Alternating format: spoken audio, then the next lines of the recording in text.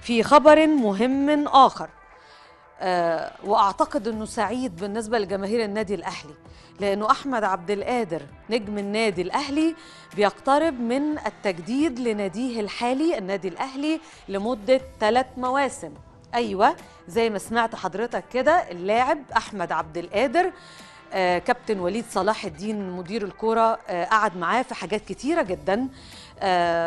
أعتقد أن الرسالة اللي عايز يوصلها كابتن وليد صلاح الدين أنه داخل يغير للأفضل، ودي حاجة من الحاجات اللي تحسب لكابتن وليد صلاح الحقيقة. فتخيل كده أن اللي هقوله لحضرتك دلوقتي، جماهير الأهلي أعتقد يعني ما كانتش تتوقع أنه من شهر أو 2 فاتوا أحمد عبد القادر النجم الكبير ده كان على أعتاب الرحيل، ومش أي رحيل، لا ده كان رايح لغريمك يعني التقليدي.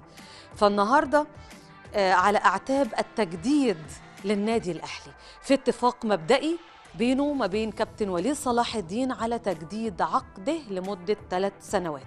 التفاوض وصل لمرحلة متقدمة جدا، وارد كمان خلال كام يوم تلاقي الأهلي طالع بخبر التجديد لأحمد عبد القادر.